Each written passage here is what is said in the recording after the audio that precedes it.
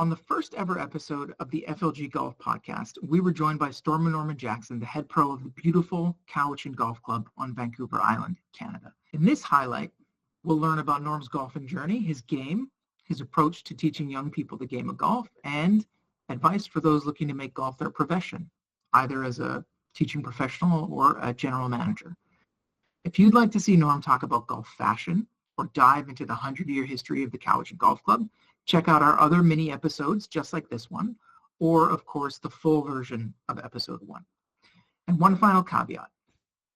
Our audio quality does improve on future episodes. So if you are watching this on YouTube, you'll find a better audio quality of what you're about to hear wherever you get your podcasts. Just search FLG Golf Podcast. Here's Norm. Enjoy. A man of many firsts in my life, the first man to ever give my wife a golf lesson, the first man to ever give my daughter a golf lesson, Stormin Norman Jackson, head pro of the Cowichan Golf Club on Vancouver Island.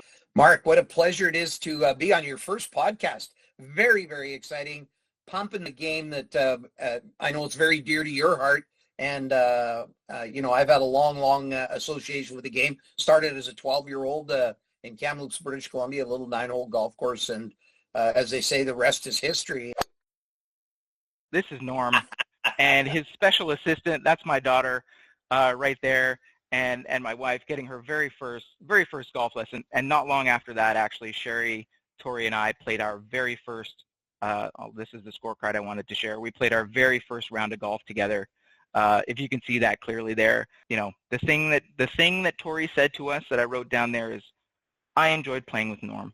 So thanks to Norm, we are maybe a 2.5 to 2/3 the way of becoming a golfing family, which would be really ideal. To be able to do something as a family for whether it be 2 hours for 9 holes or where you have, 18 holes and you spend that quality time together, especially out in nature and just that company and that camaraderie. And looking at that picture, it brought back so many fond memories of that day and how Tori just like, oh my God, I like this.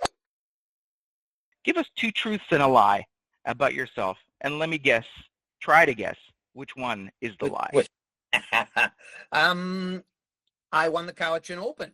I played junior hockey, and I have played in Canadian tour events. I'm going to say you definitely played junior hockey. It's called the British Columbia Hockey League, one of the best junior hockey leagues in our country. Pumps out a lot of college kids, and yes. I think that you won the Cowichan Open, but I don't know. I'm not certain that you played on the Canadian PGA Tour. I played some events on the Canadian PGA Tour. Played the BC Open, yes, numerous times. Played in the Alberta Open. So, but I didn't win the Cowichan Open. Oh, you didn't? No. Is that a sore spot for you? Is that a missed opportunity? Sore spot. And I'm aging rapidly, so I don't know if I'm good. That's going to be a dream come Is there true. A story there? Is there a controversial or runner-up finish that you want to tell the people about? No, not at all. It is probably so the tournament has been going for over 65 years. One of the longest running opens in British Columbia. Wow. And we have had some unbelievable winners like Doug Roxburgh, who has won the British Columbia Amateur 13 times, won the Canadian Amateur 7 times. So tell me about your golf game, Norm, and we'll get into your golfing journey a little bit. Well, thank God, right now the golf game isn't very good. We're covered in snow. Just trying to do some gym work to hopefully come when the snow's gone to start hitting balls again.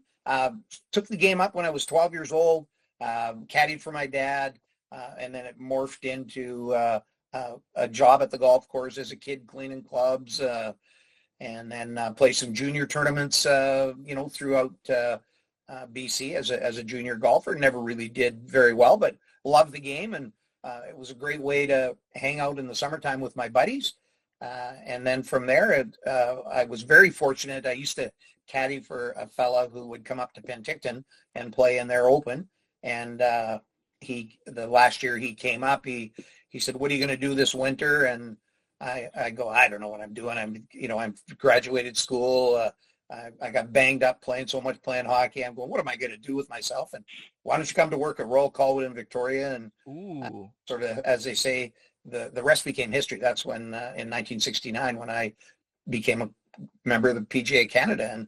And it was because of Bob Hogarth, who later became the head professional at Royal Montreal and was the head pro at Royal Colwood. But what Padraig Harrington once said, saying, if you really want your kids to adopt golf, just make sure that they love being around the game. You know, he said, make sure that what they associate with golf, the things are positive. You know, if they want to go to the course and they want to rake bunkers, and if they want to hit balls into a lake, just let them do that. If what they love is just sitting on the patio afterwards and having a drink and watching people talk, then make it that. It's not about the swing. It's not about the score. And once they associate golf with something positive, they're going to want to go. And they're no doubt going to be watching you and others. They're going to pick up things. They're going to learn how to line up a putt and, get the ball in the air. And if you don't make it a frustrating environment, they're not going to be drawn away. They're not going to be repelled by it. Absolutely. I've always loved that. And that's a great point. And more of us as grandparents and parents is, the one thing I learned from, especially when you see 4, 5, 6-year-olds, is just let them be. And then you can kibitz, or you can kid with them and say, hey, why don't you try this? Or you play a little game with them. And then they go, that's great. And then when they're done, they're done. You don't have to force them to do it. When they've had enough, they've had enough, and let's not try to make it more than we got. I'd be happy with getting them to the driving range in the first place. And then let's put the French fries in an iced tea or something. So you at Cowichan during the summers, you have sort of kids groups, right? We do. We have a Thursday night here, drop in, and we have little ones from the ages of 4 right up to 15, and they come for an hour. The parents come. The parents get to visit, and the children get to hit golf balls until their hands are sore if they choose to. So it's phenomenal. It's heartwarming.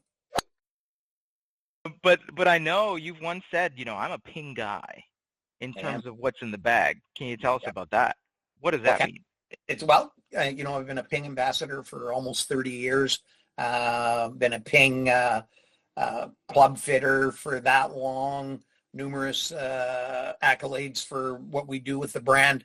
But the neat thing is, and you're asking me about what's in the bag, so the new products just kind of started rolling through the door, and this year I'll be using their 440 driver. So it'll be a 9-degreer with a Ventus red shaft. Had to go to a little softer flex than I normally have been using. Oh, the years are catching up with you, aren't they? I need a few more miles. So.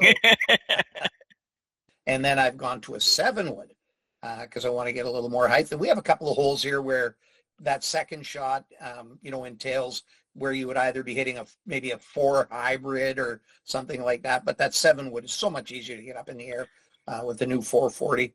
Yeah. Are you picky about the ball that you play? I am. I use the Titleist Pro V1 at this point in time. And only because it's got my little Storm logo on them. So and it makes me try. So when people find them in the woods, they know who to return it to. Is that right? Yeah, they don't return them, sadly. But it also makes me concentrate a little harder so I don't lose too many of them. What a terrible outfit that guy is. So I want to ask you 2 questions. One, how do you go about becoming a golf pro once you become kind of exceptional at golf as a young person or as an older person? Doesn't really matter, I suppose. How do you get into being a golf pro? But also I want to know for people out there, if you just want to be a golf, say, general manager or something that doesn't have to come with really, really high level golf skill, how can people today kind of get into the game in these 2 ways? We're very lucky here in Canada in the sense that, to become a PGA member, and when I started, you became an apprentice. So you worked with a head professional, learned club repairs, learned a little bit about the business, had to do some seminars. And then it changed as time went, where they became more cognizant of playing ability. So you had to do a playing ability test before you could even become a candidate for membership. And once you got that, then you started doing home study courses.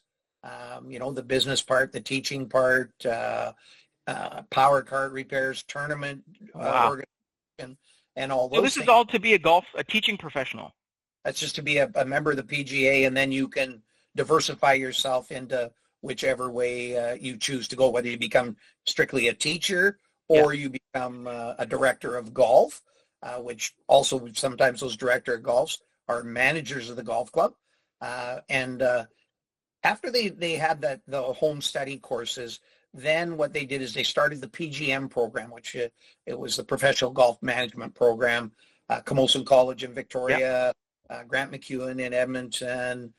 There's two of them in the Greater Toronto area that had golf-specific programs, but you also ended up at the end of it, you could get a Bachelor of Commerce. So those were the guys that if they didn't maybe want to pursue being in a golf shop or the playing part of it, then they became managers of golf clubs. So they oversaw the food and beverage because there was a food and beverage component in that education thing. But now we're back to the home study courses. You still have to play your way in, and then you can take certain modules that's where your golf, where you want to be in the golf industry. Whether you could be a tournament organizer, you could be a teacher, you could be a merchandiser, you could be a general manager, food and beverage, a little bit of agronomy where you maybe oversee the greens and grounds at your club. So, we keep evolving as an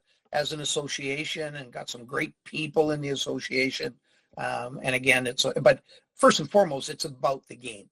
Just to distill that, what I hear you saying is like, as long as you have a passion for the game and it's something you can stick with, you can really come at this from any angle. You can come at it from an F&B, from merchandising, from a Bachelor of Commerce, which is a degree that I started with, just understanding business and commercials and accounting and general finance, or Exactly. it's a broad-based discipline. You mentioned repairing golf carts. You could probably be a mechanic and slowly get into this and find your entry point. You betcha. Yeah, there's lots of avenues, and I think the neat thing in our game is we've become so diverse in what that you can do, but also we're the people that are becoming involved in our businesses. It's just we become very inclusive, and I'm very proud of our business for being that way. And with adaptable golf, there are just so many things that continue to grow the game and keep the game sustainable. Norm, tell the people where they can find you. Well, they can find me on Stormin Golf and on Insta, and that's it. I'm not an influencer yet, but I'm working on that. I'm working on that too, Norm. You keep coming back to this pod. We keep dishing it. We We'll keep serving the people. We'll get there. Yeah. Very cool what you're doing. I can't wait to follow and see your listen to the future podcasts. I think you're doing something that's really cool and very dear to my heart, the game of golf. Thank you, Norm.